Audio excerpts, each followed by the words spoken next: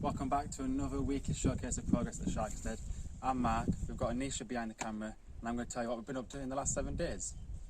So, good weather all round. We've only just had a bit of rain yesterday, and that's allowed us to get out and do a lot of progress behind me. But before I go into detail of what we've been up to, here's a quick 2-minute video of what it was like on Monday, and then I can describe what we've done. So I'm just at the end of our garden where the polytunnel is and the hardcore base. It's a clear day, so I thought I'd come out and start clearing some vines out of the way for the footings for the wall. I just thought I'd do a quick video before I make too much progress, because I've stumbled upon a part of the Amazonian rainforest. Look at this. So I've took that tree out, snapped it. Literally all these were just onto the next door neighbour's outdoor toilet, and that goes into his garden there. But you can see, look how dodgy all this litter is. And the camera really doesn't do it much justice, but there is actually a wall in the middle, and there's no gate there. I can see his land there, so you can go either right or left, which leads to our neighbours, which we have permission for. So I'm going to clear all this one day, get all the vines out, get whatever's encroaching on her garage foundations, because you can see it's an absolute, looks almost like a Aztec temple buried. And you can see, if I look over the edge, there's a tree there that I've cut recently. That one was really, really tall, and I don't want it to get too bad, or else I'll have to dig it out in the future a bit bigger. But you can see we've got a lot on, and whilst we do have permission to maintain the land and to do whatever we need to do to get it up to scratch and a bit more usable, this is what I'm actually focusing on. You can see some existing footings there, and if you follow the line, that's the concrete post at the end over there. So I need to clear all this, but there's no point leaving it half done, so just thought I'd show you what I'm up to before it's all cleared at the end of the week. So straight away you can see there's additions behind me with the wall and stone. Before I describe what's happened there, I'm just going to come to my left here into what we've cleared. Now this land, on the video you've just seen, it was all covered in vines. It was an absolute jungle. We've still got some tree roots to dig out, but it all comes in progress. Started to expose some original footings here a bit more to help us do the string line for the footings. And pulling all the vines out, doing a bit more of just a half a job, taking a bit of ownership of it slightly. Just want to show you what we're actually having to deal with. Now you saw in the video how you couldn't even look down this back alley. And I've started getting litter out, dragging all sorts of dead foliage, glass, fabric. There's just all sorts of crap basically. So now you can at least get down here and you can see absolute mess. We've got metal, we've got an old microwave here that I've dug out, and all this is probably 1 metre higher than the garden level. And the reason for that is this old structure here, which was described as the Aztec temple in the video, this used to have an additional 1 metre high wall made out of mud bricks. Because the roof caved in a long time ago, the rain just deteriorates the wall.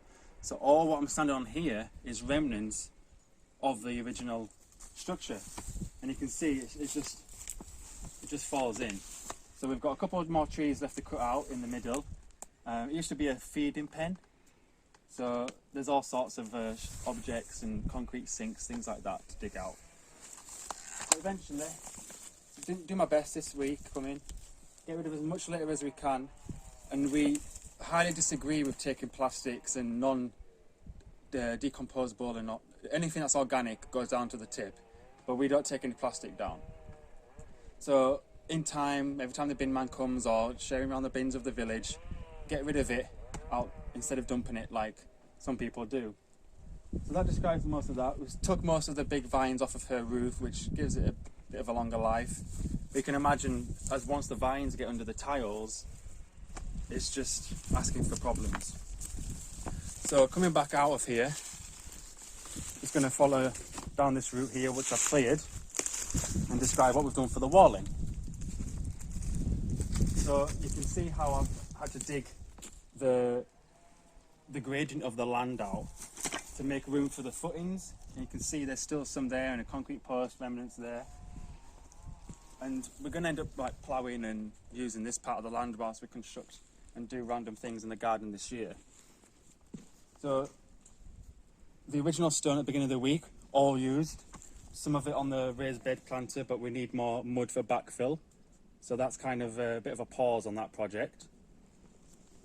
So yesterday, before the rain came, myself and Dad got 3 more trailerfuls of white stone for free from the tip. It's very laborious. I mean, you can see the size of some of them, absolutely massive. But because of the 2 different gradients of land, it's important to get the big boulders on the bottom just to stop any land slippage and help with runoff, things like that.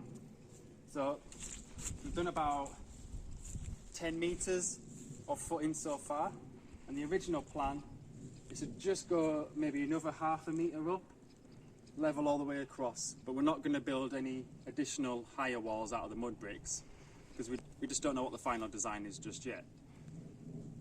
But the reason we're having to do this is not only to hold back the land and make it look nice. Once the wall is the same height as the existing one behind me, it allows us to get the land level and follow the same course of stone all the way across. And then we can excavate the pool from a blank canvas, use the additional soil, landscape the rest of the garden, and just, it's all about the critical path analysis, using and doing which one's best to go first. So that pretty much sums up the construction and building side of what's happened this week. Maybe Wednesday, it was our neighbour's birthday, and we ended up having a drink and a coffee, and we left with a stray cat. And we called it KitKat because Bulgarian cat is kotka, and it was just funny. We said it was sound like KitKat. So for the last couple of days, we've been housing a stray cat, hoping it wants to take shelter in our property, but we wanted to make sure it's using its instincts, not relying on human food and things like that. But unfortunately, we can't do a guest appearance of KitKat today because literally yesterday it decided to go astray, ironically. So, pun intended, obviously. But that pretty much sums it up. So hopefully the cat comes back, but until then, we don't know. So looking forward to next week, getting the litter sorted, getting the rest of these stones in place, making more progress on the planters, and just seeing where the week takes us. So thanks again for watching. I'm Mark, and Nisha's behind the camera. This is the Sharkstead.